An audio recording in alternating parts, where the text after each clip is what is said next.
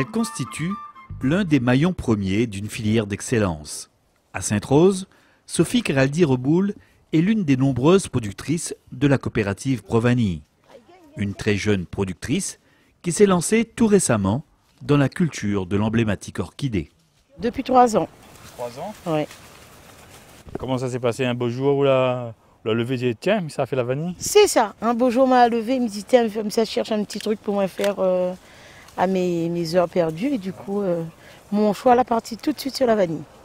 Et comme on avait des terrains libres, donc tout a été fait en même temps. Les terrains, l'idée de faire et tout et tout. Ce qui plaît à où dans cette culture-là, c'est quoi?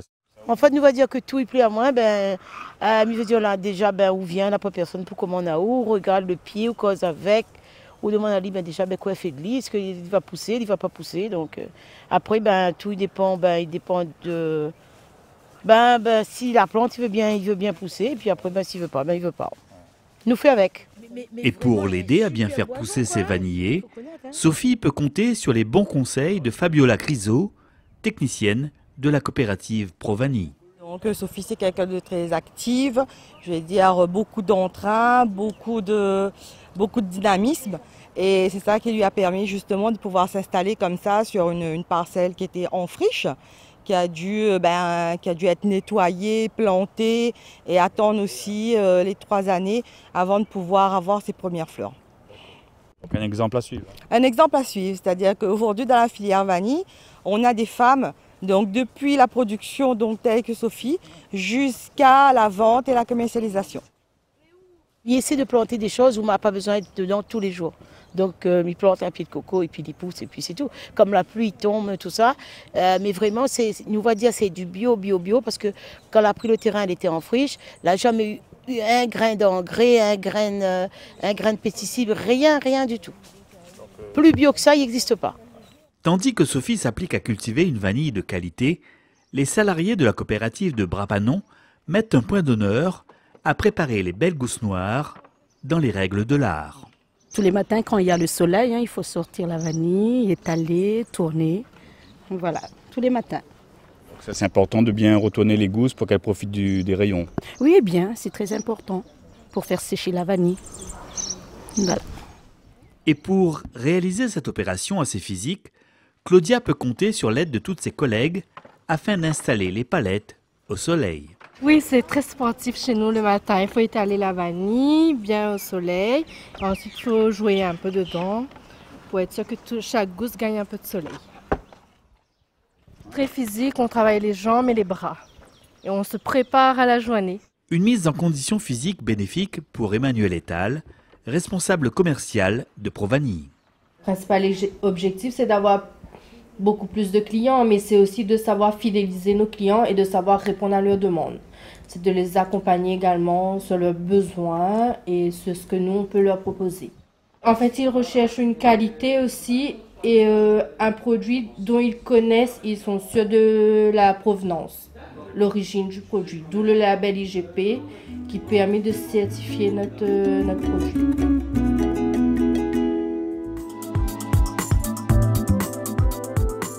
Comme un clin d'œil à leur entreprise, elles ont pris le nom des orchidées de Provanille. Elles sont responsables commerciales, guides touristiques, techniciennes agricoles ou bien encore comptables.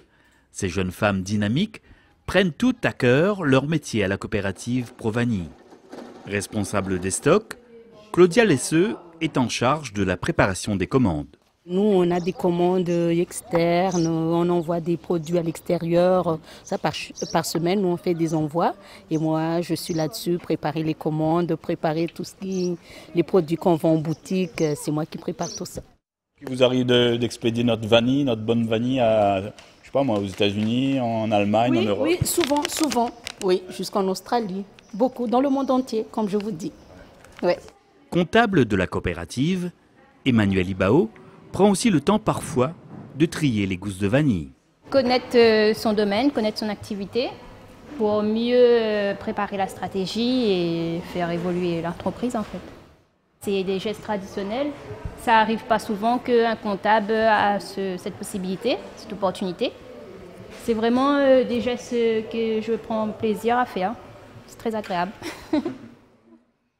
Alors, ce qui te plaît ici par rapport à ce que ton expérience auparavant dans les cabinets comptables, c'est quoi? C'est plus varié, c'est plus concret, c'est quoi? La différence entre un cabinet de comptable et un cabinet un comptable en entreprise, c'est que du coup on est vraiment proactif dans l'entreprise.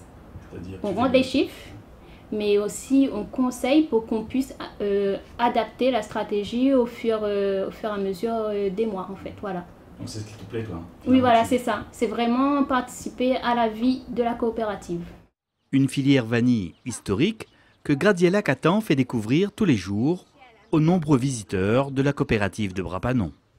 Alors des plantations en elles-mêmes, comme je l'ai dit au tout début, c'est généralement en agroforesterie, donc sur des tuteurs vivants, 180 producteurs qui vont faire le travail tous les matins en ce moment, puisque c'est la période de floraison et c'est également la période de récolte, puisqu'on est au mois de septembre. Donc ils font les deux en même temps. Et ensuite, au moment de la récolte, ils vont venir ici et nous livrer les gousses. Et nous, on va les transformer. Donc on s'occupe de la transformation et de la commercialisation. Ok ? Vous avez découvert plein de choses sur la vanille là. Ah oui, beaucoup de choses, oui. Non, on ne pouvait pas s'imaginer quel travail c'était, le rendement au bout de tant d'années, enfin tout ça, quoi. Non, mais c'est super. J'ai commencé ici en tant que remplaçante. Et puis, bon, j'avais fait des études dans les langues, donc le tourisme, ça me plaisait. Et puis, de fil en aiguille, ça fait plus de 20 ans et maintenant, je suis guide et responsable de boutique. C'est la polyvalence. Moi, je suis responsable de boutique, mais je suis à l'atelier. J'ai commencé à l'atelier aussi. J'ai fait de la transformation. En fait, ça nous permet de savoir notre produit, de connaître notre produit de A à Z.